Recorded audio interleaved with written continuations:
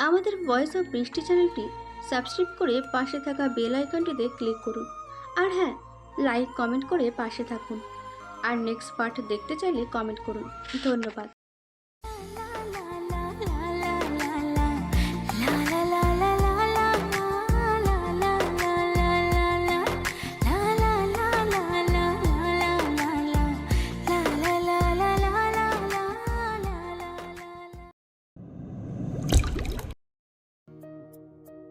তোমার মুখ দেখে বুঝলাম। আমার মুখে কি লেখা আছে? লেখা নেই, কিন্তু আমি বুঝতে পেরেছি। ফিলোসফি? ফিলোসফি না, ভালোবাসা। ভালোবাসলে ভালোবাসার মানুষটার সকল সুবিধা অসুবিধা সব বোঝা যায়। ম্যাজিক?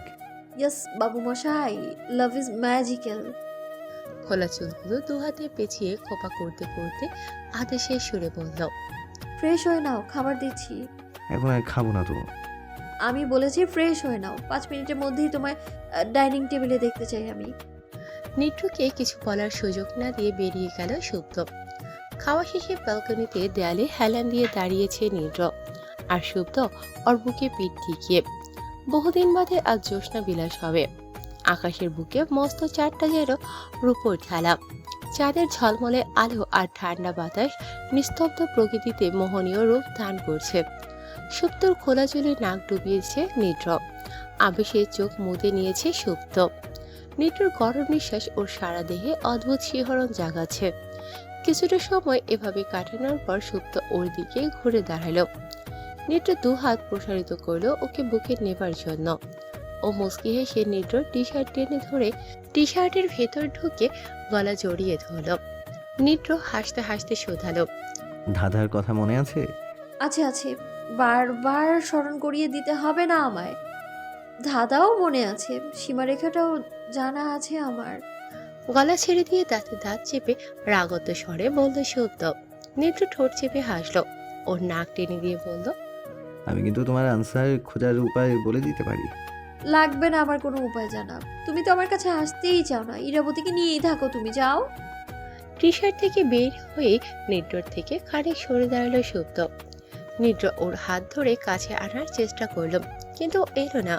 দ্বিতীয়বার জাপটে নিজের দিকে ফেরাতে হলো। সুপ্ত অভিমানে মুখ ঘুরিয়ে নিল। নিদ্র আলতো করে ওর গালে হাত দিয়ে নিজের মুখকে সামনে এনে ধীর কণ্ঠে বলল, সুপ্ত, হাজব্যান্ড ওয়াইফের সম্পর্কে ফিজিক্যালটাই আসল নয়। It's just a body need. সম্পর্কে ভালোবাসা, আস্থা, দায়িত্ব নেবার ক্ষমতা, এসব কিছুই জরুরি। তুমি কি আমার দায়িত্ব নিতে ব্যর্থ? আমি তো তা বলিনি সুপ্ত।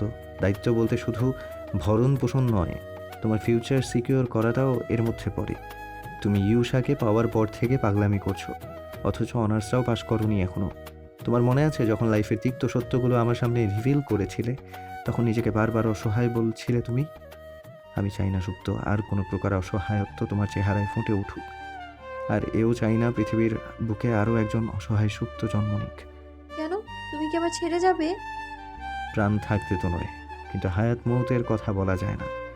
আমার বিয়োগের পর নিজেকে সামলে নিতে হলেও তোমার পায়ের নিচের মাটিটা শক্ত হওয়া প্রয়োজন সুপ্ত।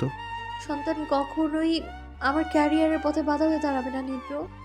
সন্তানরা মায়েদের শক্তি হয়, দুর্বলতা নয়। আমি জানি সুপ্ত, নিজের মাকেই দেখেছি আমায় বুকে নিয়ে সমস্ত পৃথিবীর বিরুদ্ধে লড়তে। সে কেন লড়তে পেরেছিল জানো? কারণ তার পুঁজি ছিল তার সাথে। এই পুঁজিটা হলো শিক্ষা। শুধুমাত্র শিক্ষা ছিল বলেই সে সাহস পেয়েছে শূন্য থেকে শুরু করার। সফলতার পথে অনেক বাধা এসেছে ঠিক, কিন্তু কাটিয়ে উঠতে পেরেছে দুঃসাহসিকতার সাথে। তোমায় ভালোবেসে কিন্তু লক্ষ্যের কথা ভুলে যাইনি আমি। তুমি ভুলতে চাইলেও আমি তোমায় কিছুতেই ভুলতে নেব না, কিন্তু সন্তানের জন্য অবসেশন। আমি আর অবসেসড হব না নিদ্র। সুপ্তর কথা শুনে ছোট্ট একটা নিঃশ্বাস ছাড়লো নিদ্র। কপালে গাঢ় একটা চুমু খেয়ে বলল, সবসময় মনে রাখবে, সুখ স্বাচ্ছন্দ্য পেতে হলে পড়ালেখার বিকল্প নেই। পৃথিবীতে কোনো কিছুই কাজে আসে না এই শিক্ষা ছাড়া। আমি তোমায় সফলতার স্বর্ণ শিখরে দেখতে চাই সুপ্ত। নিদ্রর কথা শুনে সুপ্ত মনে মনে প্রতিজ্ঞা করলো অবশ্যই তার স্বপ্ন সে পূরণ করবে। মুখে বলল, আমিও চাই তুমি আমার পাশে থাকো, সারাটা জীবন পাশে থাকো। থাকবো, অবশ্যই থাকবো আমার শুভ্র গলা। নিদ্রর উষ্ঠজোড়া নেমে এলো সুপ্তের পেলব অধরের উপর। সুপ্ত চোখ মুদে শক্ত করে খামছে ধরল নিদ্রের টি শার্ট। বন্ধ চোখ জোড়া থেকে টুপ করে দুপোটা অশ্রুজল গড়িয়ে পড়ল। প্রকৃতিতে শীতলতা হুট করেই কমে গেল। হাওয়ায় নাম না জানা কিছু ফুলের সুঘ্রাণ ভেসে বেড়াতে লাগলো। ওদের এই মধুর মিলনের সাক্ষী হয়ে গেল নয়নাভিরাম এক প্রকৃতি। আনন্দ বিষাদ শব্দ দুটো একে অপরের পরিপূরক। তবে সুপ্তর মনে হচ্ছে সৃষ্টিকর্তা ওর ভাগে বিষাদের গল্পগুলো একটু বেশি করে লিখে রেখেছেন। সুখের দেখা পায় কিনা তার মধ্যেই একরাশ বিষণ্ণতা হানা দেয় দরজায়। শ্বশুর বাড়িতে 5 মাস যাবৎ থাকছে সুপ্ত। 5 মাসে বড্ড বিরক্ত হয়ে উঠেছে সে। শাশুড়িকে বাইরে থেকে যেমন মনে হতো তেমন সে নয়। অনেক খুঁতখুঁতে স্বভাব আর নির্লজ্জ ধরনের মহিলা। নির্লজ্জ বলার কারণ সে সর্বদা সুপ্ত আর নিদ্রর দিকে লক্ষ্য রাখে। তাদের ইন্টিমেসির ব্যাপারটা নিয়ে নানা ধরনের প্রশ্ন করে। এত চেষ্টা করেও ব্যাপারটা যেন তার থেকে লুকোতে পারে না। কোনো না কোনো উপায়ে সে জেনে যায়, আর পরদিন সকালে নানা রকম আপত্তিকর প্রশ্ন করে। খুব বিরক্ত লাগে সুপ্তর। মনে হয় সিসিটিভি লাগিয়ে তাকে দেখা হচ্ছে। ইদানিং ওনার কারণে নিদ্রর কাছে যেতে ইচ্ছে করে না সুপ্তর। এসব আপত্তিকর প্রশ্নের সম্মুখীন হতে ইচ্ছে করে না। অবশ্য কাছে যাবেই বা কি করে? সেও যে রূপ পরিবর্তন করছে। চাকরি ছেড়েছে 1 মাস হলো। সারাদিন ব্যস্ত থাকে আইটি ফার্মের কাজ আর পড়াশোনা নিয়ে। সুপ্তর জন্য তো সময়ই নেই তার। সুপ্ত যে ওর সাথে বিশেষ কথা বলে তা নয়, সুযোগই তো পায় না। মেজাজ তার সবসময় তিরিক খেতে। এরই মধ্যে বেশ কিছুটা টাকা বেরিয়ে গিয়েছে হাত থেকে। ওর 2 বছর চাকরি জীবন এবং স্টুডেন্ট লাইফে টুকটাক উপার্জনের জমানো অর্থ দাঁড়িয়েছিল 5 লাখের কাছাকাছি। পুরোটা ইনভেস্ট করে এখন শূন্য হাতে বসে আছে। সুপ্তর ধারণা টাকা না থাকায় তার কনফিডেন্সটা কমে গিয়েছে এবং এ কারণেই সে সবসময় রাগী মোডে থাকে। তাছাড়া এসব ফার্ম করে সফলতা পাওয়ার সম্ভাবনা 40%। লাক ফেভার না করলে আইডিয়া ফ্লপ। বসে থেকে এতগুলো টাকা ডুবে যাবে। সুপ্ত চেষ্টা করছে কিছু টাকা ওর বাবার থেকে এনে দিতে। শুনে নির্ডর কি ধমক যে নিজের মায়ের থেকে পকেট মানি নেওয়া বন্ধ করেছে কলেজ লাইফে। সে আবার শ্বশুরের সামনে হাত বাঁধবে। এসব নিয়ে বেশ ঝামেলা হয়েছে তাদের মধ্যে। দিনকে দিন ঝগড়ার পরিমাণ বাড়ছে বই কমছে না। গতকাল রাতেও তো একজোট ঝগড়া হলো। অবশ্য রাতের টপিকটা টাকা পয়সা নিয়ে ছিল না, ছিল টাইম মেনটেন নিয়ে। সুপ্ত কিছু শারীরিক সমস্যার মধ্যে দিয়ে যাচ্ছে। পিরিয়ড মিস করে গেছে 2-3 মাস হলো। ডাক্তারের কাছে যাওয়াটা জরুরি। এমনিতেই ওর অসুস্থতার শেষ নেই। কতদিন থেকে বলছে নির্জকে আজ নিয়ে যাব কাল নিয়ে যাব করতে করতে মাস পেরিয়ে গেল, তার খবর নেই। এ নিয়ে কাল একটু চেঁচামেচি করেছে। সেও সুপ্তর প্রতি উত্তরে কড়া কয়েকটা কথা শুনিয়ে দিয়েছে। সইতে পারেনি সুপ্ত। বলেছে ইরার দিকে মন ঝুঁকে গেছে নির্জর, এজন্য তাকে ইগনোর করছে। মনে যদি উঠে যাবে তাহলে বিয়ে করেছিল কেন? শিলি তর্ক বিতর্ক। সুপ্তর মুখে এরকম কথা আনএক্সপেক্টেড ছিল নির্জর কাছে। রাগ করে বেরিয়ে গেছে সে বাড়ি থেকে। সারা রাত 2 চোখের পাতা এক করতে পারেনি সুপ্ত।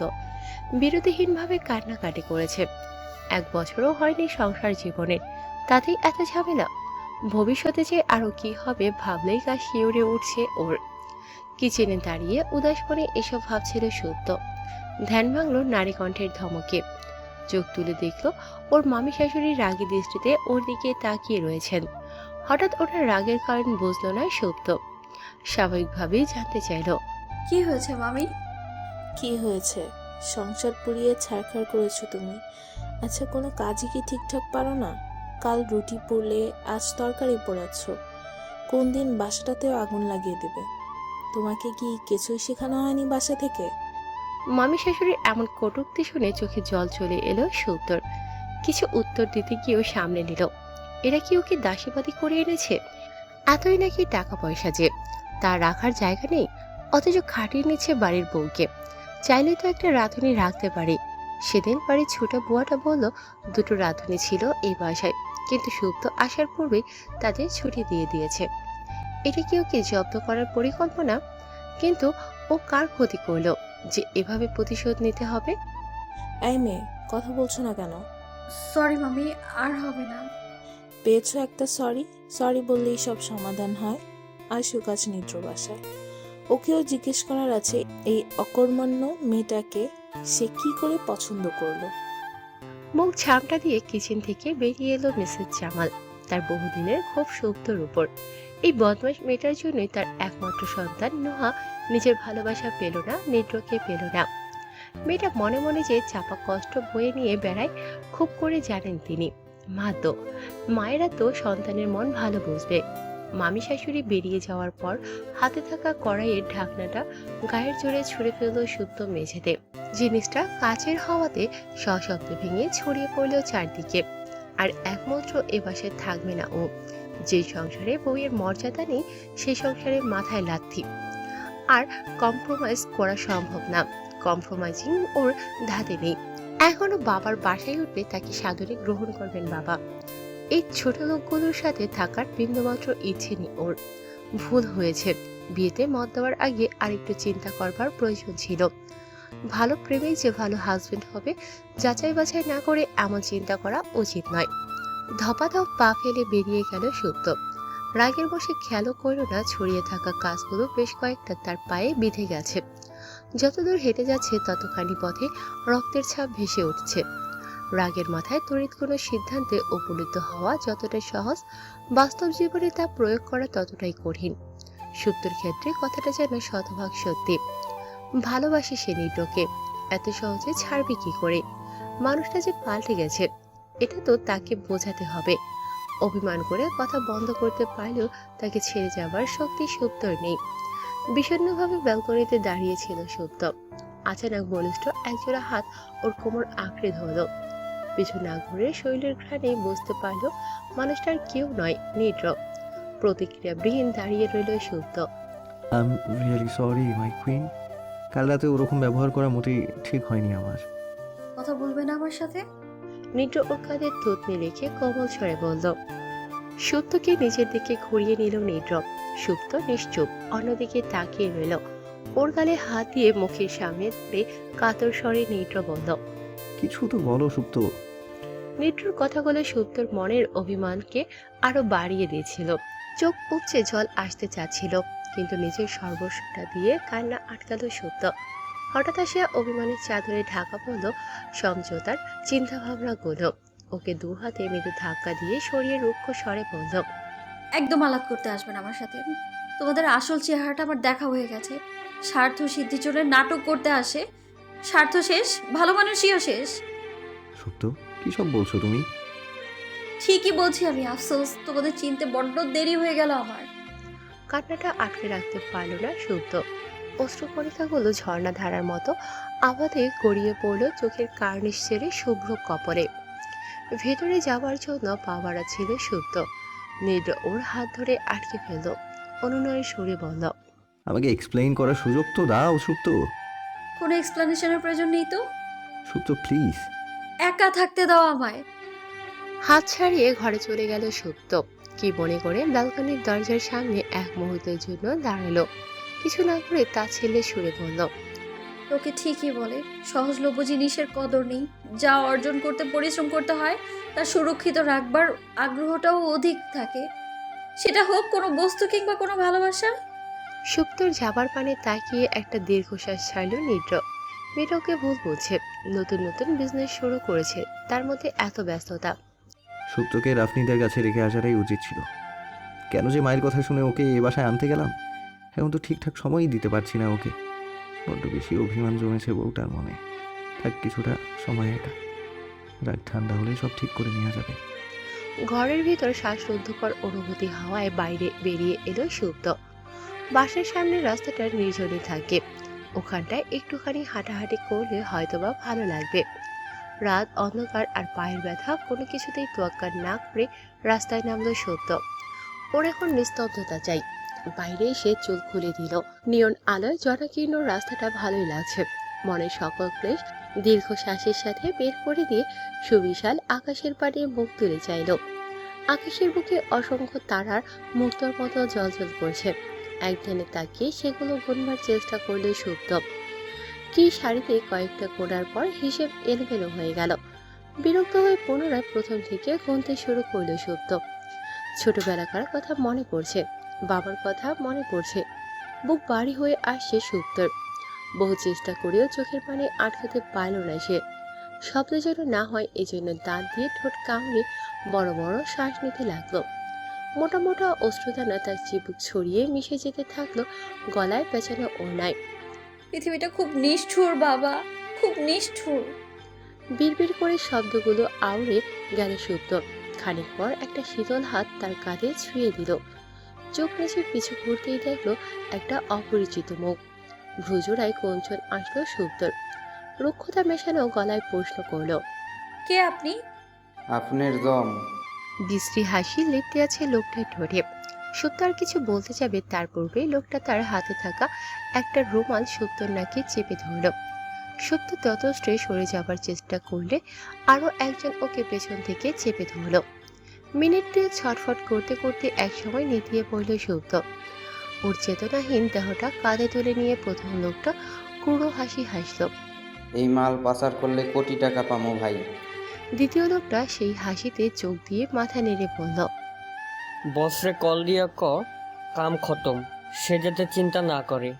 এই মাইয়ার ছায়াও আর খুঁজা পাইব না কেউ। রাতের আন্ধারে এর আন্ধারে জীবন শুরু। সশব্দে হেসে উঠল লোক দুটো।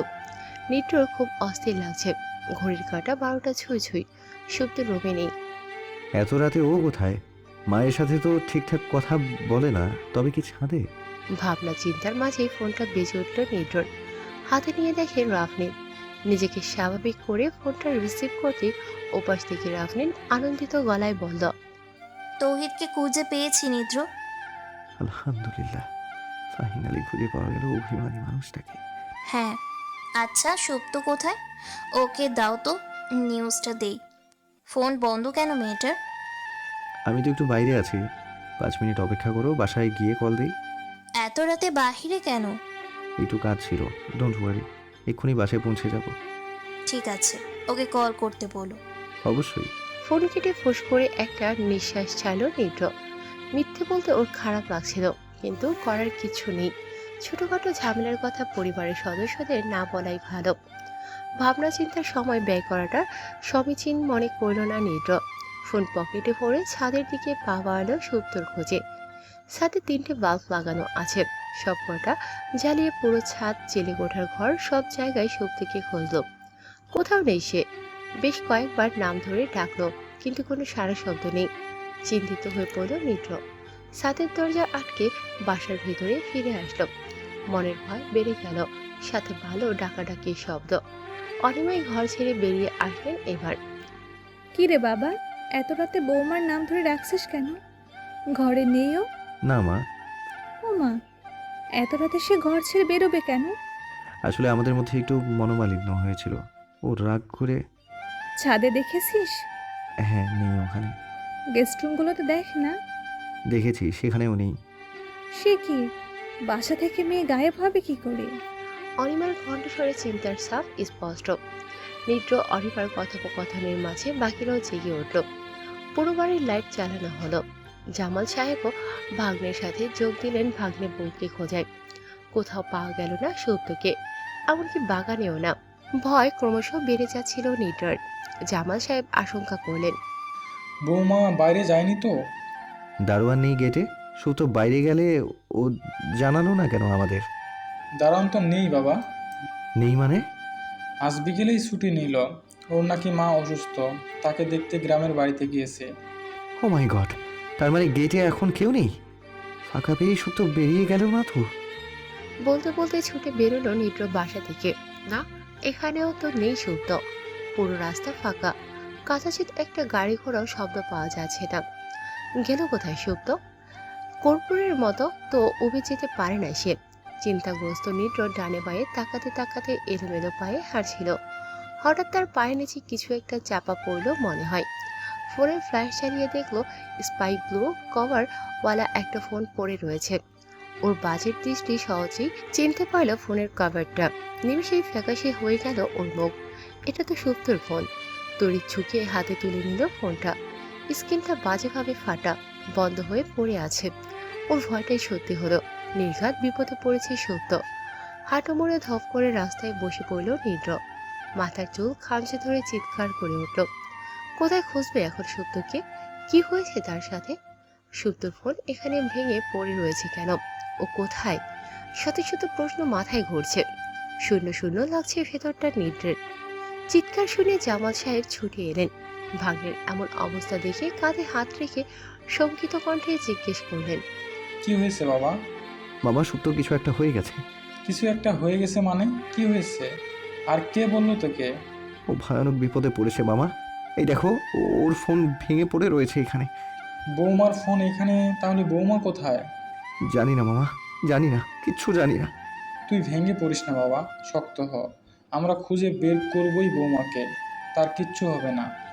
আমার সব কিছু অসহ্য লাগছে বাবা। আমার বউয়ে যদি কোনো ক্ষতি হয় তাহলে কাউকে ছেড়ে কথা বলবো না আমি। যে বা যারা ওর ক্ষতি করার চেষ্টা করবে তাকে জানে মেরে ফেলবো, আই সোয়ার। শান্ত হ বাবা, শান্ত হ তুই। মামা গাড়ি বের করো, এক মুহূর্ত লেট করবো না আমি। হ্যাঁ, আমি গাড়ি বের করছি। তড়িঘড়ি করে বাসার ভেতর ঢুকে গেলেন জামাল সাহেব। রক্ত লাল চোখে সুপ্তর ভাঙা ফোনটার দিকে তাকিয়ে রইল নিদ্র। ওর চলার পথটা আসলে ভয়ানক, কণ্ঠকারকীর্ণ। পদে পদে বিপদেরা হাতছানি দিয়ে থাকে। কবে পাবে সে এসব থেকে মুক্তি? কবে হবে একটা মসৃণ জীবন? সেই রাতে শহর তোড়পাড় করে খোঁজ চলল সুপ্তর। মধ্যরাত পেরিয়ে ভোর হয়ে গেল, কিন্তু কোথাও মিলল না ওর দেখা। হাল ছাড়ল না নিদ্র। সূর্যের আলো ফুটতে থানায় মিসিং ডায়েরি লেখাতে গেল, কিন্তু সেখানে গেলে বলা বলল 24 ঘন্টার আগে মিসিং ডায়েরি লেখানোর নিয়ম নেই। এটা শুনে খেপে গেল সে। পুলিশের সাথে একজোট ঝামেলা করায় জেলে ভরা হলো তাকে। জামাল সাহেব বিপাকে পড়ে গেলেন। সুপ্তকে খোঁজা বাদ দিয়ে মুখ্য হয়ে উঠল আদরের ভাগ্নিকে আইনি ঝামেলা থেকে বাঁচানো। তড়িৎ ফোন করলেন তিনি রিয়াজি সাহেবের কাছে। ছেলে জেলে আছে শুনে ছুটে এলেন অনিমাও। ক্ষমতার দক্ষে পুলিশদের সাজাতে ভুললেন না। ওপর মহলের সাথে অনিমার জানাশোনা আছে ভালো। একটা কল করতেই ছাড়া পেয়ে গেল তার ছেলে। বাড়ি ফিরল যখন তখন নিদ্র অবস্থা বিধ্বস্ত। কাউকে কিছু বলার সুযোগ না দিয়ে সোজা সে নিজে ঘরে চলে গেল। দরজা আটকে ফিরে পড়ল আক্রোশে। একটা ভুল, আর তার শাস্তি এত ভয়ানক। সেন্টার টেবিলের ওপর সুপ্ত আর তার একটা ছবি বাঁধানো। ছবিটার উপর চোখ পড়তেই গুটি গুটি পায়ে গিয়ে হাতে তুলে নিল ফটো ফ্রেমটা। মেঝেতে বসে কোমলভাবে হাত বুলিয়ে দিতে লাগলো সুপ্তর হাস্যোজ্জ্বল ছবিতে। কোথায় হারিয়ে গেলে সুপ্ত? তুমি জানো না তোমাকে ছাড়া আমি কতটা অসহায়। অপরাধ করেছি মানছি, ক্ষমা চাইবার একটা সুযোগ তো দিতে। তুমি যা বলবে তাই হবে চাঁদ। প্লিজ ফিরে এসো, ফিরে এসো আমার এক মুঠো গোলাপ। ফ্রেমটা বুকে চেপে ধরে আর্তনাদ করে উঠল নিদ্র। ওর আহাজারি সীমাবদ্ধ রইল নিস্তব্ধ বাড়িটার চার দেয়ালের মধ্যে। ধুলোর শহরে ব্যস্ততার কোলাহলে নিত্য নতুন বিচ্ছেদের গল্প বোনা হয়। কংক্রিটের রাস্তার পাশাপাশি হেঁটে যাওয়া মানুষটাই উপলব্ধি করতে পারে না সহচরের অন্তর্দহন। এখন কারো নোনা জল স্পর্শ করে না ভেতরটা। ব্যস্ততম জীবনে এসব অহেতুক অনর্থক। রাত্রি 12টা। নাম না জানা এক নদীর তীরে গোল করে বসে আড্ডা দিচ্ছে কয়েকজন তরুণ। কার্ড খেলার আসর জমজমান। কিছুক্ষণ পরপর সিগারেটের টান দিচ্ছে আর পাটিতে কাঠ ফেলছে। কিছুটা সময় অতিবাহিত হতে সৈনব নামক একটা ছেলে হাত উঠিয়ে বলে, এই মামা 1 মিনিট, প্রকৃতির ডাকাইছে। বাল, শালা তোর খালি মুখ লাগে? ডায়াবেটিস আছে নাকি? ডাক্তার দেখা। তুই ডাক্তার দেখা বাল। কয়েক মিনিট পর প্রাকৃতিক কাজ সেরে গুনগুনিয়ে গান গাইতে গাইতে পেছন ফিরে সৈনিক। এমন সময় কানে আসে পানির ছলাৎ ছলাৎ শব্দ। এত রাত্রে নৌকা করে কে আসছে? ফের পূর্বের জায়গায় গিয়ে চোখ সরু করে তাকিয়ে থাকে নদীর দিকে। চারিদিক কুয়াশার চাদরে ঢাকা, কিচ্ছু দেখা যায় না ভালো মতো। তবুও মনোযোগ দিয়ে তাকিয়ে থাকে সৈনক। খানিক বাদে মনে হয় একটা ডিঙ্গি নৌকা ডুলতে ডুলতে আসে এদিকে। ভয় পায় সৈনক, পিছু মুড়ে চলে যাওয়ার সিদ্ধান্ত নেয়, কিন্তু কৌতূহল ভয়কেও দমিয়ে রাখতে চায়। বারংবার ঢোকিলে চোখ ঘুরিয়ে ঘুরিয়ে দেখে সৈনক। কি হতে যাচ্ছে? নৌকাটা অনেকটা নিকটে এসেছে। পানির শব্দ, ঝিরঝির শব্দ ছাপিয়ে সৈনিকের কানে ধাক্কা দেয় আরেকটা অদ্ভুত গোঙানির আওয়াজ। কে জানে ভ্রম নাকি বাস্তব? চোখ বন্ধ করে গলা ফাটিয়ে চিৎকার করে সৈনক। বন্ধুর চিৎকার কর্ণপাত হওয়া মাত্রই কাঠ ফেলে পরিমরি করে ছুটে আসে সব নদীর দিকে। বিল্টু সৈনিকের বাহু ঝাঁকিয়ে প্রশ্ন করে, কি?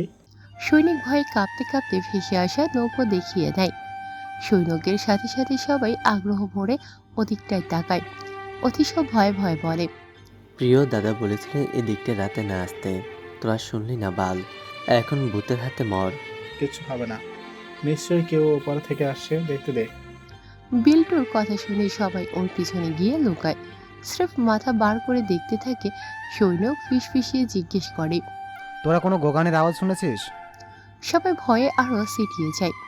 বিল্টু চোখ পাকায়, বোঝায় যে এখনই চুপ না করলে থাবড়া খাবি। চুপ করে যায় সৈনিক।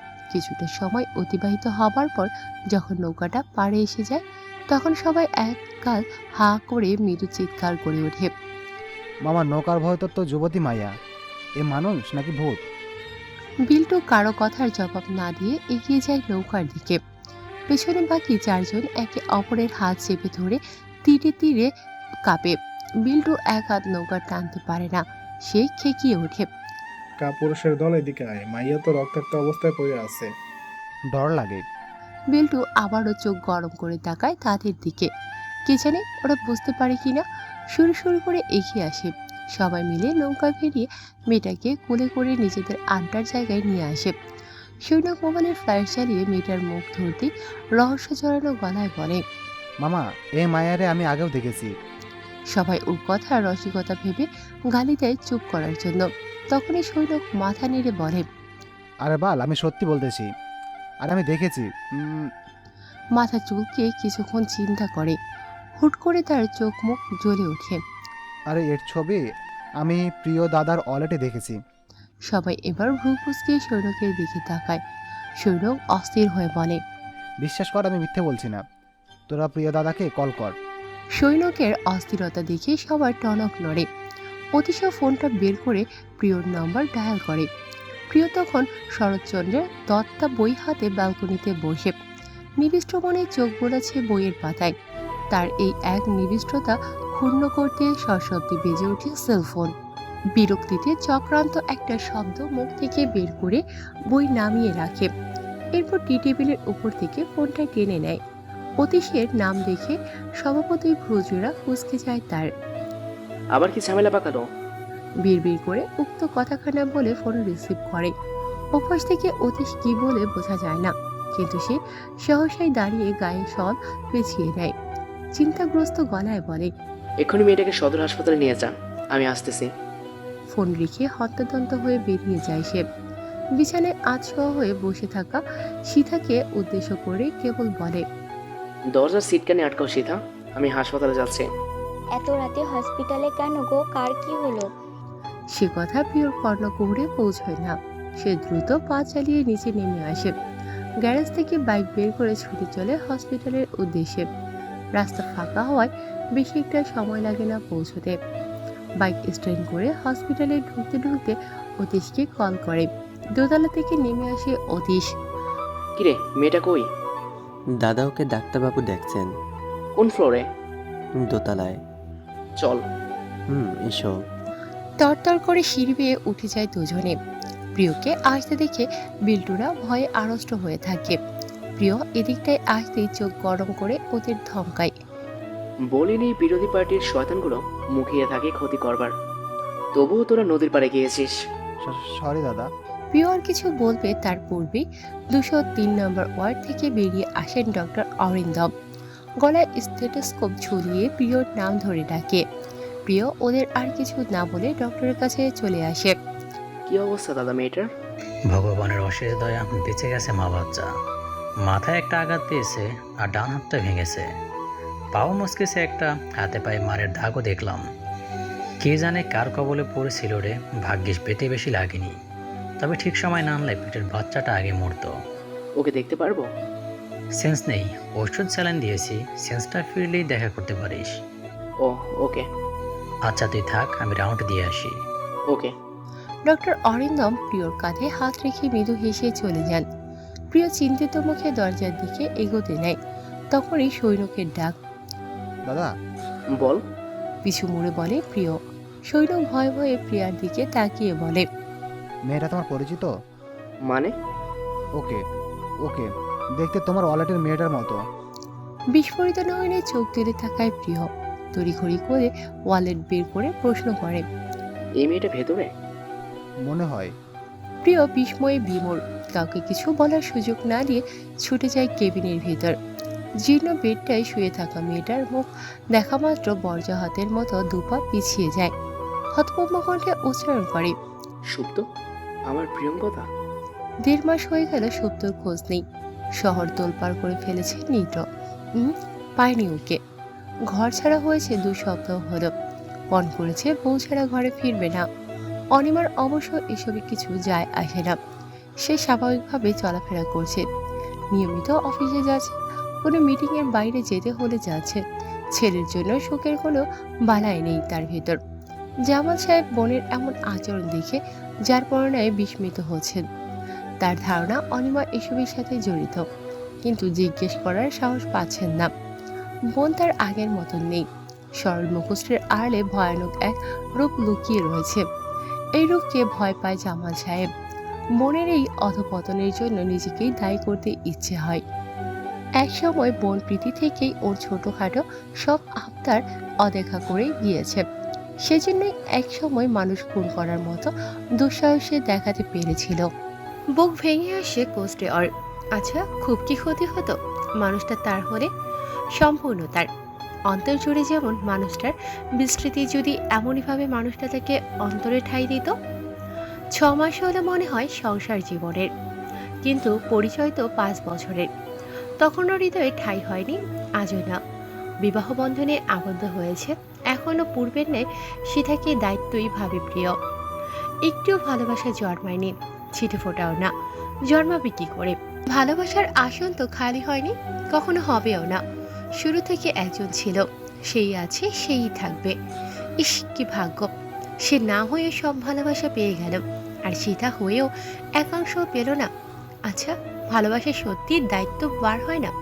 কবি লেখকরা তো কত কাব্য বিশ্লেষণ করে বলে ওসব শুধুই নাটক, উপন্যাসের কিংবা কবিতার জন্য। বাস্তব জীবনে এর কোনোই সত্যতা নেই। সত্যতা নেই, তবে লেখে কেন? কিছু কিছু মানুষ যে তাদের কথাগুলোকেই বেদ বাক্য মনে করে, এটা তারা জানে। সুপ্তর ছবির দিকে একধারে তাকিয়ে ভাবছে সীতা। হিংসে হচ্ছে খুব, মেয়েটা সুন্দরী বটে। মানুষটার মানিব্যাগ থেকে ওঠানো ছবি, খানিক ঝাপসা হলেও চেহারার জৌলুস একটুও কমেনি। ঈর্ষান্বিত মনোভাব থেকে এই কথা আসে নাকি সত্যি এমনটা জানে না সীতা। জানতে ইচ্ছে করছে না। গাল বেয়ে মোটা মোটা অশ্রুদানা গড়িয়ে পড়ছে সীতার। কেন সবার ভালোবাসা পূর্ণতা পায় না? পূর্ণতা মানে কি সামাজিক স্বীকৃতি পাওয়া? সমাজ, মন উভয় দিক থেকে স্বীকৃতি পাওয়াই হলো ভালোবাসার পূর্ণতা। সীতার ভালোবাসা পূর্ণতা পায়নি। জীবনের প্রথম ভালোবাসা, তাতেই প্রত্যাখ্যিত হয়েছে ও। প্রিয়কে প্রথম দেখেছিল 5 বছর আগে। বাবার বন্ধুর ছেলে, পড়তে এসেছিল ওদের শহরে, থাকতো ওদের বাসাতেই। শুনেছে প্রিয়র বাবা এক সময় সীতার বাবাকে ভীষণ রকমের সাহায্য করেছেন। তারই ঋণ শোধ করতে প্রিয়কে নিজের বাড়িতে রেখে পড়ানোর সিদ্ধান্ত নিয়েছিলেন বাবা। কোন ক্লাসে পড়ে তখন সীতা? এসএসসি প্রথম বর্ষ। স্কুলের গণ্ডি পেরিয়ে কলেজের বারান্দায় আনাগোনা শুরু হয়েছে মাত্র। চিরাচরিত নিয়মে নিজেদের মধ্যে একটা বড় বড় ভাব চলে এসেছে। মনে হয় পৃথিবীর সব কিছুই জেনে গিয়েছে সে। সবাই বোঝে ভালো মন্দ, প্রেম ভালোবাসার সব রূপে গুণে অনন্যা তো সেই ছোটবেলা থেকেই সীতা। কলেজে উঠে শুরু হলো নতুন চোখ, বাস্কেটবল খেলবে। ওদের কলেজে বাস্কেটবল করছিল, কিন্তু মেয়েদের খেলার সুযোগ ছিল না। তবে সীতা যখন ভর্তি হলো তখন মেয়েরাও বাস্কেটবল খেলবার সুযোগ পেল। পাবে না বা কেন? মন্ত্রী ছিলেন সীতার বাবা, কলেজের ট্রাস্টি। উনি যা বলবেন তাই হবে। আর মেয়ের স্বপ্ন বলুন, আবদার বলুন, পূরণ করতে কোনো কার্পণ্য করেননি সীতার বাবা। তার বলবার পর মেয়েদের একটা টিম তৈরি হলো। প্রথম কেউ কিছু না বললেও কয়েকদিন অতিবাহিত হতেই ছেলেমেয়েরা দুভাগে বিভক্ত হয়ে গেল। এক পক্ষে সীতাকে নিয়ে বেশ আলোচনা সমালোচনা চলল, অনেকে মুখ বাঁকিয়ে গালমন্দ করল, আরেক পক্ষ আবার অ্যাপ্রিসিয়েট করল, সাহস জোগাল। আসলে প্রোগ্রেসিভ সমাজের ছেলে মেয়ে তো নতুনত্বে আগ্রহ বেশি। হেটার্সের চাইতে অবশ্য ফলোয়ার্স বেশি ছিল সীতার। ছেলেরা পাগল হয়ে গেল ওর ওপর। প্রতিদিন 4-5টা করে লাভ লেটার পাচ্ছে, এরকম অবস্থা। পাত্তা কাউকে দিল না সীতা। সব ছেলেকেই সাধারণ ছেঁচড়া মনে হতে লাগলো। ছেলেদের সম্পর্কে তো ধারণা পরিবর্তন হলো প্রিয়কে দেখে। প্রিয় হলো তার জীবনে বসন্তের সঞ্চর হয়ে। প্রথম দর্শনে থমকে গিয়েছিল সীতার পৃথিবী। প্রথম প্রেম নৈসর্গিক, তবে তা যদি হয় কিশোর প্রেমে তাহলে তো হলোই। লোক বলে এ প্রেম সকলের মধ্যেই শুদ্ধতম, সবচেয়ে সৎ ভালোবাসা। প্রিয়কে এক ঝলক দেখে প্রেমের অনুভূতি হয়নি সীতার। আরে নেশা ধরিয়ে দিয়েছিল মানুষটা। সামনে বসিয়ে সারাটা দিন চেয়ে থাকতে ইচ্ছে হতো ওর। ধরা দিত না প্রিয়। কেমন যেন বিষণ্ণ উদাসীন থাকতো সব সময়। বাইরে বেরোলে ঘরে ফেরবার নাম নেই, আবার ঘরে ঢুকলে প্রয়োজন ছাড়া বাইরে আসে না। ওকে এক ঝলক দেখার নিমিত্তে কতবার যে লুকিয়ে লুকিয়ে ওই দোতলা থেকে নামতে হয়েছে সীতার, তার ইয়াত্তা নেই। ভালোই লাগতো অবশ্য, অ্যাডভেঞ্চারস। ওকে দেখলে বুঝতে পেরেছিল রূপের সাগরে ডুবে মারা সম্ভব নয় এই সুপুরুষকে। ভালোবাসা দিয়ে হৃদয় জয় করতে হবে, কিন্তু কিভাবে ভেবে পেত না সীতা। অবশ্য সুযোগ ওর আগে পিছে ঘুরঘুর করছিল, স্রেফ ধরতে পারার অপেক্ষা। প্রিয়তে মাতোয়ারা হয়ে লেখাপড়ায় ডুবে গিয়েছিল সীতার। পড়া না করে পরীক্ষা দিতে গেল। বাবার মুখ উজ্জ্বল করতে সায়েন্সের 3টে সাবজেক্টে রেকর্ড মার্ক পেয়ে ফেল করল। ভাবছি রেকর্ড মার্ক পেয়ে কেউ ফেল করে কি করে? 50-এ 2টো বড় বড় অ্যাস্টোডিয়াম পেলে সেটাকে তো রেকর্ড মার্ক বলতে হয়, তাই না? সীতার রেজাল্ট সবাইকে দারুণ চমকে দিল। এত চতুর নিপুণতা মেয়ের অনাকাঙ্ক্ষিত রেজাল্ট কেউ মানতেই পারছিল না। মিটিং বসলো কলেজে, ডাক পড়ল মন্ত্রী সাহেবের। এইবার তো মাইনকা চিপায় পড়ার সময় সীতার। পিতা শিক্ষক, কারুরই প্রশ্নের ঠিক জবাব সে দিতে পারে না, লজ্জার ব্যাপার। মন্ত্রী সাহেব রেগে কয়, দুশ্চিন্তাও কম নয় ভেতরে। বাসায় খুব বকুনি খেল সীতা। কাঁদতে কাঁদতে বলল সায়েন্সের সাবজেক্ট কঠিন লাগে। মন্ত্রী সাহেব ভেবে পান না কি করবেন এই অসময়ে। মেয়েকে কি 1 বছর ড্রপ দেওয়াবেন নাকি? এমন দোদুল্যমান অবস্থায় সদুপদেশ নিয়ে হাজির হলো প্রিয়। বলল, এত অস্থির হবার কিচ্ছু নেই, একটু গাইডেন্স প্রয়োজন। আর মন দিয়ে পড়াশোনা করলে সব কিছু ঠিক হয়ে যাবে। এলিট স্টুডেন্ট প্রিয়। মন্ত্রী সাহেব ঠিক করলেন প্রিয়র কাছেই পড়াবেন মেয়েকে। সীতার খুশি আর দেখে এই তো ঈশ্বরের সাইন বুঝতে পেরেছে। শুরু হলো প্রিয়র কাছে পড়া কম আর অ্যাটেনশন পাওয়ার চিন্তা ছিল বেশি। পড়ার সময় আসলেই নিজেকে পরিপাটি করায় ব্যস্ত হয়ে পড়ত সীতা। হালকা লিপস্টিক, রুনো ঝুনো চুড়ি, বাহারি হেয়ার স্টাইল এবং নানা রকম সুগন্ধি মেখে প্রিয়র সামনে যেত। অ্যাটেনশন যদিও বা পেত না, এই না পাওয়াটাই প্রিয়র দিকে আরও ঝুঁকিয়ে দিয়েছিল ওকে। এতদিন ও ছেলেদের ইগনোর করে এসেছে, আজ এই ছেলে ইগনোর করে, এটাও যেন মুগ্ধ করবার বিষয়। প্রিয় যে কিছু বুঝতো না তা নয়, বুঝতো, অবশ্যই বুঝতো। তাই তো একদিন সরাসরি বলে দিল, আমাকে নিয়ে মনে স্বপ্ন সাজানো বন্ধ করো সীতা। আমি তোমার এই ডাকে সাড়া দিতে পারবো না। কেন সাড়া দিতে পারবে না? এই প্রশ্ন হাজারবার করেছে সীতা, উত্তর পায়নি। পরবর্তীতে অবশ্য নিজেই খোঁজ নিয়ে জানতে পেরেছে সবটা। সাড়া দেবে কি করে? সাড়া দিতে যে মনটা লাগে, সেই মনটা তো একজনের নামে লিখে দিয়ে এসেছে মানুষটা। কষ্ট পেয়েছিল সীতা খুব, তারপর আর চেষ্টা করেনি। যে হবার নয় তাকে জোর করার সাধ্য আছে। আশাও রাখেনি, কিন্তু নিয়তির লিখন অন্যরকম। অপ্রত্যাশিতভাবে মানুষটার নামে সিঁদুর উঠেছে সিঁথিতে। এতদিন এতটুকুতেই খুশি ছিল সীতা, তবে আজ যখন পুনরায় প্রিয়ঙ্কদা ফিরে এলো তখন আর মন মানছে না সীতার। প্রিয়কে তার সম্পূর্ণই চাই, শরীর এবং মন উভয় দিক থেকে। হাতের ছবিটা কপালে চেপে ধরে ডুকরে উঠল সীতা, অস্পষ্ট স্বরে আওড়াতে থাকলো, তুমি চলে যাও প্রিয়ঙ্গদা, চলে যাও। চেতনা ফিরতেই পাগলের মতো শুরু করলো সুপ্ত। ভয়ে চিৎকার করে হসপিটাল মাথায় তুলে ফেললো। বারবার বলতে লাগলো, আমার যেতে দাও প্লিজ, অন্ধকারে ভয় লাগে আমার। ওর চিৎকার শুনে নার্সরা এগিয়ে এলো, ভয়ের পরিমাণ দ্বিগুণ বেড়ে গেল। স্লাইন খুলে একাকার অবস্থা। ডাক্তার নার্স কিছুতেই শান্ত করতে পারছিল না ওকে।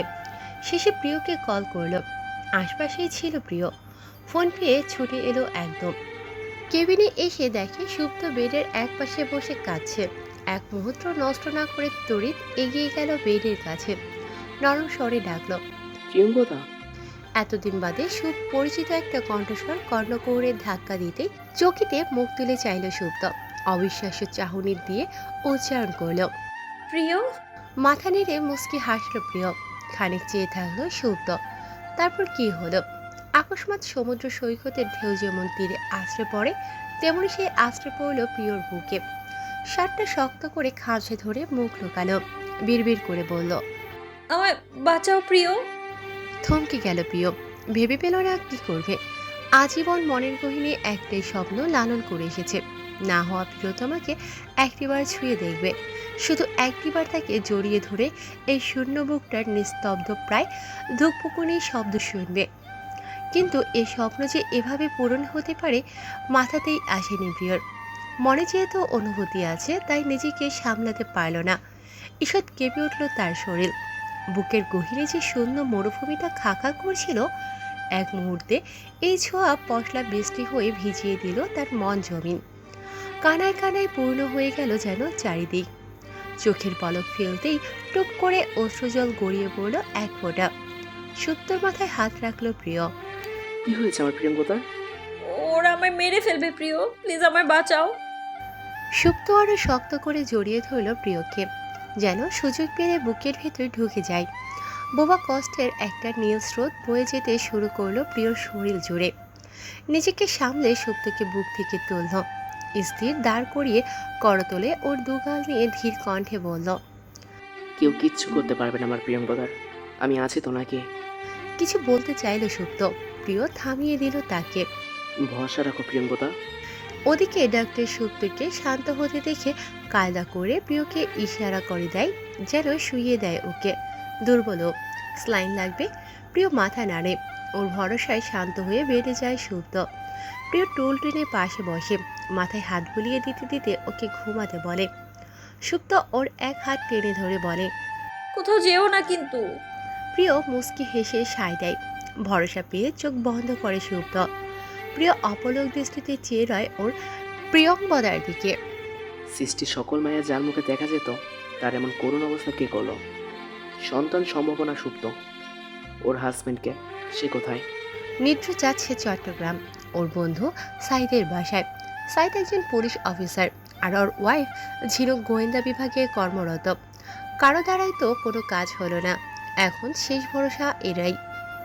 রাত্রি বাজে 12টা। ট্রেনে সবাই ঘুমে অচেতন প্রায়। নিদ্র উদাস মনে জানালা দিয়ে বাইরে তাকিয়ে আছে। নিকশ কালো অন্ধকার বাইরে, নেই চাঁদ নেই তারা, মনে হচ্ছে আমাবস্যার রাত। নিদ্রর চোখে মুখেও ঘোর অমানিসা। গতকাল রাতের পর থেকে মনটা আরো বেশি খারাপ।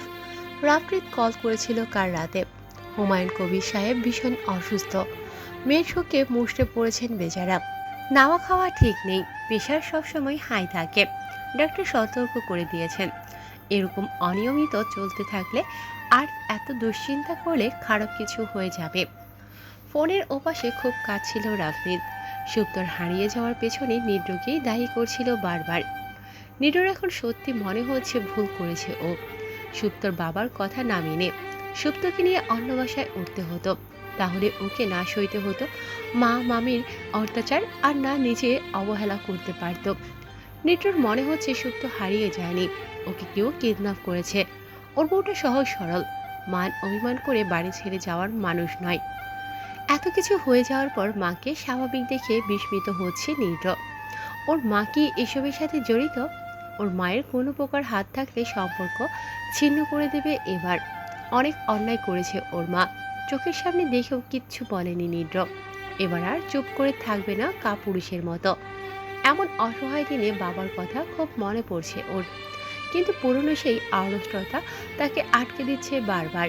আপনি কি কাঁদছেন? সুরেলা কণ্ঠ কানে আসতেই সোজা হয়ে বসে নিদ্র। ওর সহযাত্রী মেয়েটা প্রশ্ন করেছে। মেয়েটার প্রশ্ন শুনে গালে হাত দিল। পানি তো কাঁদছিল, টেরি পায়নি। তড়িৎ চোখ মুছে স্বাভাবিক কণ্ঠে বলল, কিছু না। আপনি কিন্তু ফ্রিলি কাঁদতে পারেন। কোনো কষ্ট থাকলে তা বের করে দেওয়ার জন্য কান্নার চাইতে ভালো মাধ্যম আর হয় না। ছেলে বলেই কান্না লুকাতে হবে এমন তো কোনো কারণ নেই, তাই না? ছেলেদের কি কষ্ট থাকতে পারে না? মেয়েটার অনবরত কথা বলে যাওয়ায় বিরক্ত বোধ করল নিদ্র। কোনো উত্তর না দিয়ে পুনরায় জানালা দিয়ে বাইরে তাকালো। উদাস চোখে বাইরে তাকিয়ে থাকলেই কি সব সমস্যার সমাধান হয়? দেখি এদিকে ফিরুন তো, খোলামেলা আলাপ করি একটু। এক্সকিউজ মি, খোলামেলা আলাপ মানে? ভ্রু কোচকালো নিদ্র। কারো মন ভার থাকলে খোলামেলা আলাপই করতে হয়, বুঝলেন? তবেই তো সমস্যার সমাধান মেলে। বুকের ভেতর সব চেপে রাখলে কি আর হয়? দেখুন, আমি নিজের প্রবলেম নিজে সলভ করতে পারি। আমার বিষয়ে আপনার মাথা না ঘামালে চলবে। বললেই হলো।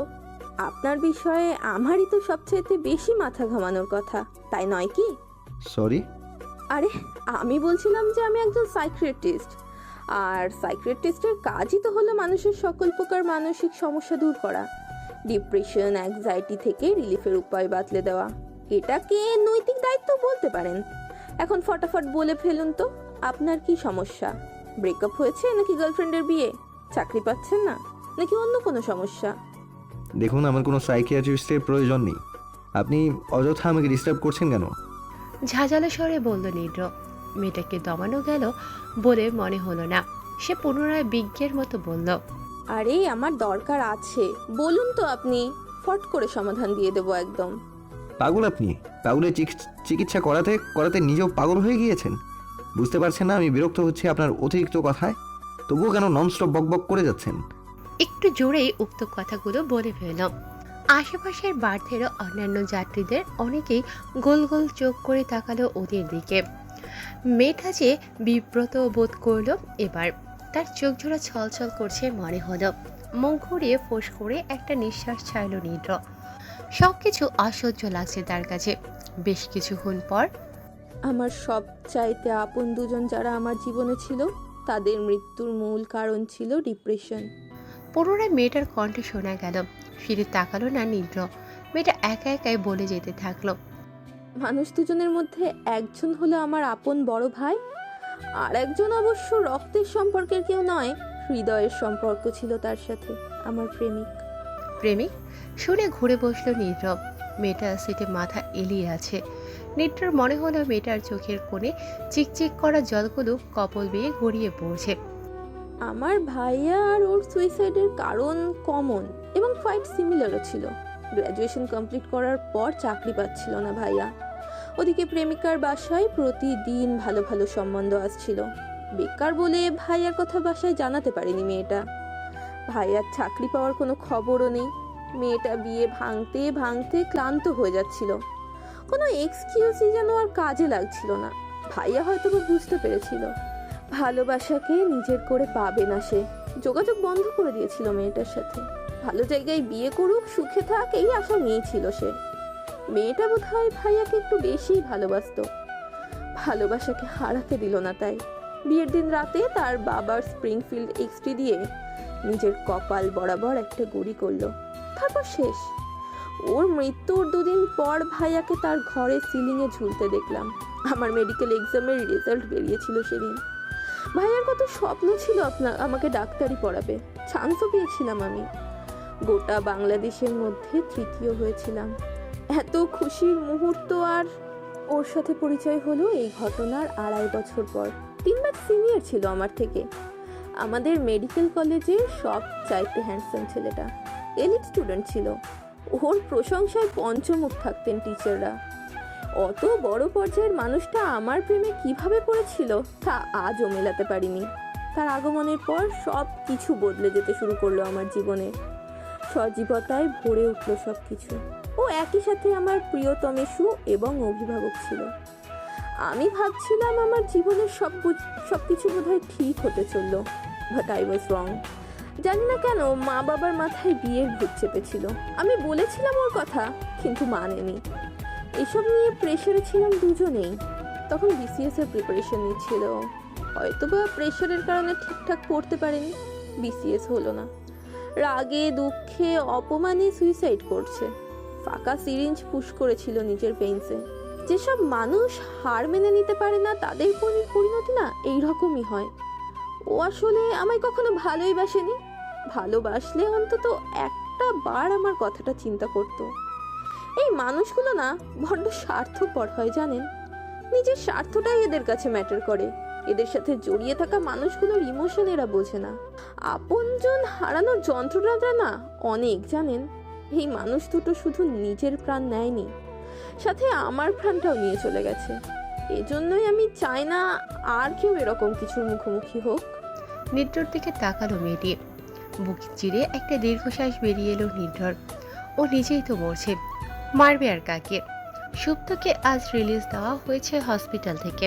ডাক্তার কিছুতেই ছাড়বে না, কিন্তু সুপ্ত কান্নাকাটি চিৎকার চেঁচামেচি শুরু করেছিল। বাধ্য হয়ে ছাড়তে হলো, তবে সম্পূর্ণ বেড রেস্টে থাকতে হবে। কোনো প্রয়োজনে যেন কল দেয় বলেছে ডাক্তার অরিন্দম। সীতার বাবার গাড়িটা নিয়ে এসেছে প্রিয়। ওই শহর ছেড়েছে 6 মাস হলো। লোকে তো 2 দিন বাদেই সব ভুলে যায়। গাড়ি চেনার কথা নয়, এই গাড়িতেই সীতার বাবার মৃত্যু হয়েছিল। স্টিয়ারিংটা গভীরভাবে দেখছিল প্রিয়। সুপ্ত পাশে থেকে বলল, স্টার্ট দিচ্ছে না কেন? দিচ্ছি। মন্থর গতিতে এগোচ্ছে গাড়ি। প্রিয় প্রশ্ন করল, পায়ে তো ভীষণ ব্যথা পেয়েছো, হাঁটতেই পারছিলে না আজ। গতকাল বেড থেকে লাফিয়ে এলে কি করে? আমিও তাই ভাবছি, মনে হয় ভয়ে ব্যথা টের পাইনি। প্রিয় ভাবল ওকে প্রশ্ন করবে কি হয়েছিল ওর সাথে, কিন্তু বুঝতে পারছে না এখন প্রশ্ন করা ঠিক হবে কিনা। দোটানায় থাকতে থাকতে একবার জিজ্ঞেস করেই ফেলল, আচ্ছা প্রিয়ঙ্কদা, এত ব্যথা পেলে কি করে? ওরা বেঁধে রাখতো আমায়, জানো।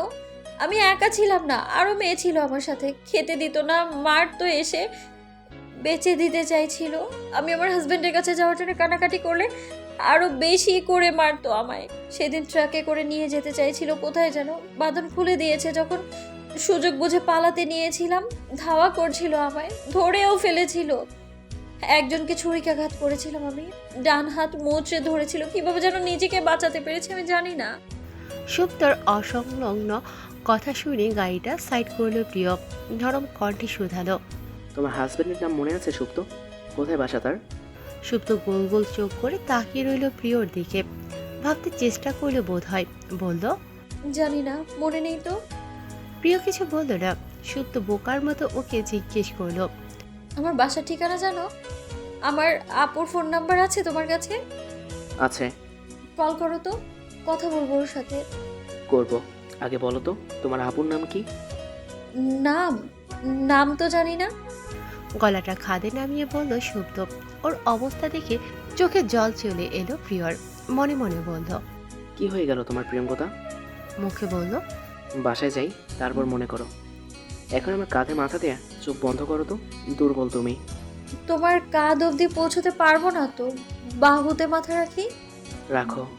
মৃদু হেসে প্রিয়র বাহুতে মাথা ঠেকালো সুপ্ত। পুনরায় গাড়ি স্টার্ট দিল প্রিয় আর মনে মনে বলল, সুপ্ত বাসায় যাবে, কিন্তু সীতাকে বলা হয়নি। ও এই ব্যাপারটা স্বাভাবিকভাবে নেবে তো? একটা পুরনো দোতলা বাসায় ভাড়া থাকে প্রিয়রা। পুরাতন আমলের জমিদার বাড়িগুলোর মতো কাঠের দরজা জানালা। বিশাল আকৃতির এক একটা দরজা বন্ধ হলে কি শব্দ হয়। সুপ্তর মজা লাগছে এখানে এসে। ওকে থাকতে দেওয়া হয়েছে বড় ব্যালকনিওয়ালা ঘরটায়। ঘর থেকে বেরোলে হাতের ডানে একটা ওয়াশরুম আর সোজাসুজি মূল দরজা। মিডলে ডাইনিং ড্রয়িং একসাথে। ডাইনিংয়ে সোজাসুজি কিচেন, তারপর থেকে শুরু হয়েছে রুম। ডিরেকশন অনুযায়ী বললে উত্তরে দুটো বড় বড় শোবার ঘর, পশ্চিমে একটা পুজোর ঘর আর লাইব্রেরি। গ্রাউন্ড ফ্লোরে সম্ভবত কেউ থাকে না, তালা ঝুলতে দেখেছে সুপ্ত। প্রিয়কে জিজ্ঞেস করতে হবে আর কোনো ভাড়াটিয়া নেই কেন।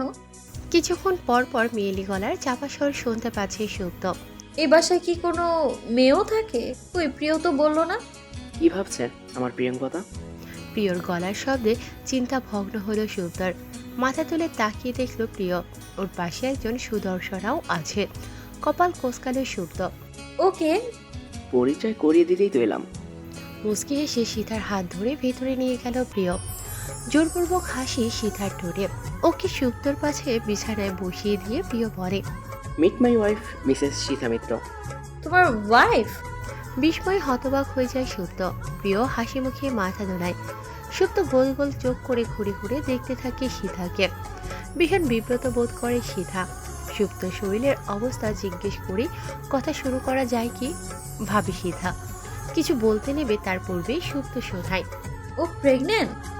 সীতা দেখে ওর উঁচু হয়ে থাকা পেটটার দিকে দৃষ্টি নিবদ্ধ করে রেখেছে সুপ্ত।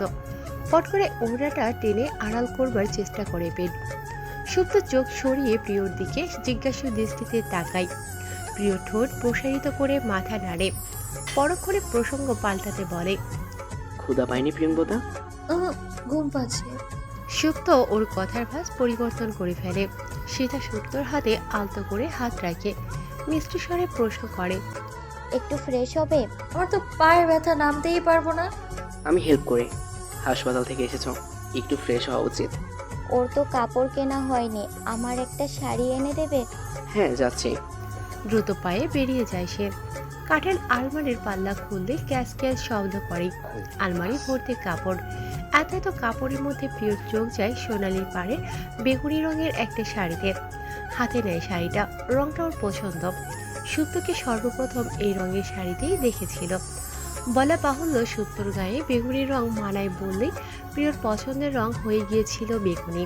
সুপ্তকে প্রথম দেখলো ক্রিকেট গার্ডেনে 14ই এপ্রিল। নববর্ষ উপলক্ষে ফুটবল খেলা ছিল। প্রিয় পার্টিসিপেট করেছিল খেলায়। সুপ্ত এসেছিল তার ফ্রেন্ডদের সাথে। হাফ টাইম হবার পর যখন জিরিয়ে নেবার জন্য বসেছিল তখনই সুপ্তকে দেখেছে। বান্ধবীর সাথে হেসে হেসে ছবি তুলছিল মেয়েটা। কেন যে চোখটা ওর দিকে চলে গিয়েছিল প্রিয়র, হয়তোবা সকলের মাঝে একটু অন্যরকম সাজে এসেছিল বলে।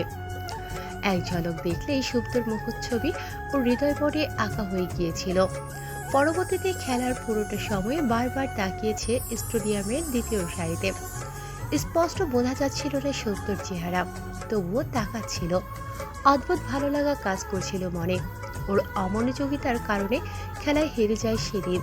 কি গালে দিয়েছিল বন্ধুরা ওকে। প্রিয়র মন কোনো দিকে ছিল না। ও তখন সুপ্তকে খুঁজে পাওয়ার নেশায় ব্যাকুল।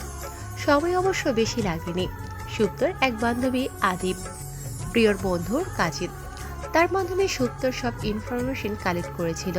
তখন অবশ্য মাথায় আসেনি ধর্মের ব্যবধানের কারণে সুপ্তকে ফিরিয়ে দেবে। যা হোক, সেসব কথা মনে করে লাভ আছে? দুজনেই তো লাইফে এগিয়ে গিয়েছে। এখন পুরনো কথা মনে করা মানে যন্ত্রণা আরো বাড়ানো। এই বেগুনি শাড়িটা সুপ্তর জন্যই কিনেছিল প্রিয়। সুপ্তকে উপহার পাঠিয়েছিল, গ্রহণ করেনি। সেদিন থেকে ওর কাছেই রেখে দিয়েছে। বারংবার মনে হতো সুপ্তর ছোঁয়া লেগে আছে এতে। এতটুকুতেও সন্তুষ্ট ছিল প্রিয়।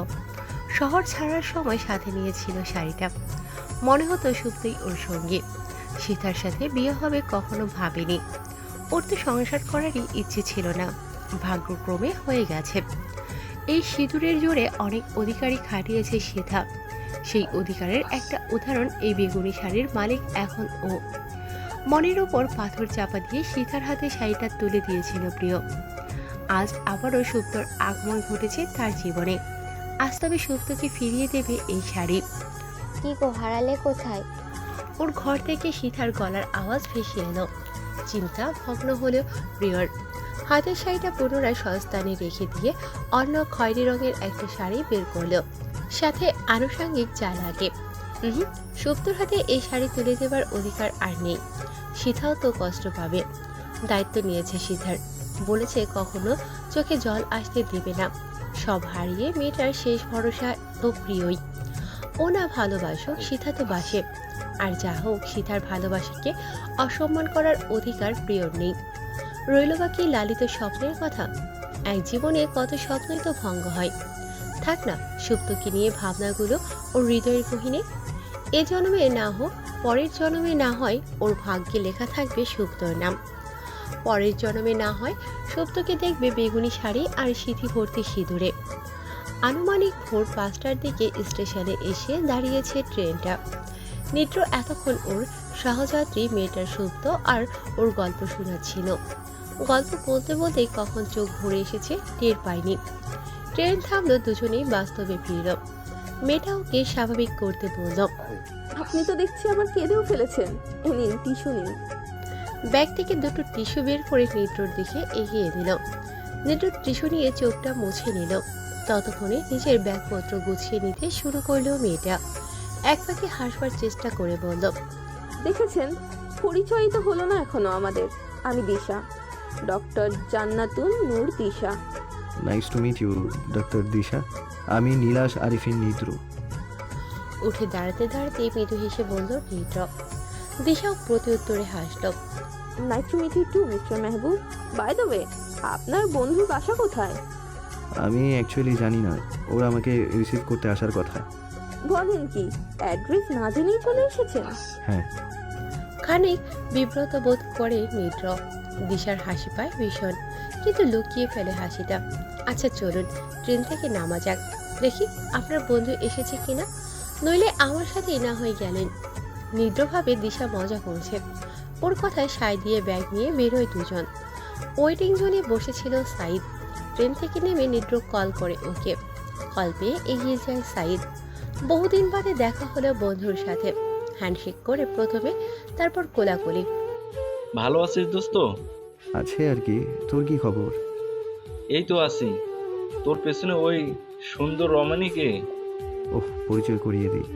সে আমার ভ্রমণ সঙ্গী ছিল, ডাক্তার Jannatun Noor Disha. Nice to meet you mister. বাকি কথা সম্পূর্ণ করতে পারে না দিশা।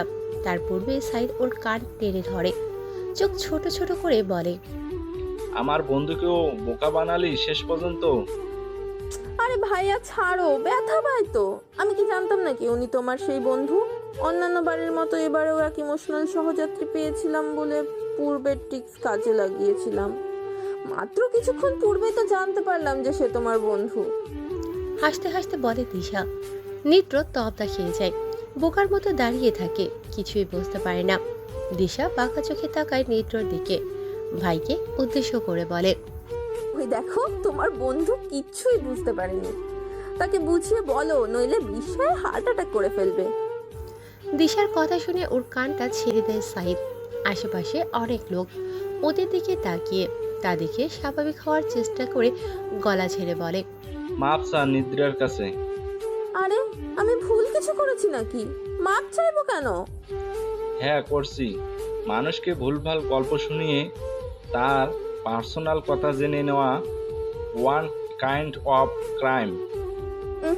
আমি আইনের ছাত্রী, আমাকে ক্রাইম বোঝানো লাগবে না তোমার। আর এটা মোটেই ক্রাইম না, এটা তো মিথ্যে নয়। আর তাছাড়াও মানুষ কষ্ট চেপে রাখতে রাখতেই জীবনের ওপর থেকে আগ্রহ হারিয়ে ফেলে। আমি যদি ট্রিক্স খাটিয়ে এই আগ্রহ ফিরিয়ে দেওয়ার চেষ্টা করি তাহলে ভুল কোথায়? কত মানুষ সুইসাইড করার হাত থেকে বেঁচে যায় জানো? মুখ বাঁকিয়ে বলে দিশা। সাইদ ধমকাতে চায়, তারপর মনে হয় নিদ্রকে আগে ব্যাপারটা ক্লিয়ার করা উচিত। নিদ্রর দিকে তাকিয়ে বিনীত ভঙ্গিতে বলে, আই অ্যাম এক্সট্রিমলি সরি দোস্ত। ও আসলে কোনো সাইক্লিয়ান্টিক নয়, ও হলো আমার বোন দিশা। জাহাঙ্গীরনগরে আইন নিয়ে পড়ছে।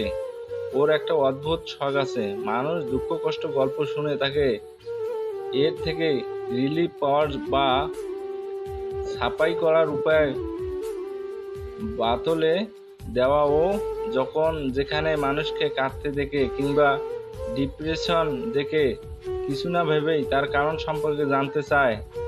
অনেক বকা খেতেও হয়েছে অবশ্য। এসব করতে গিয়ে শিক্ষা হয়নি ওর।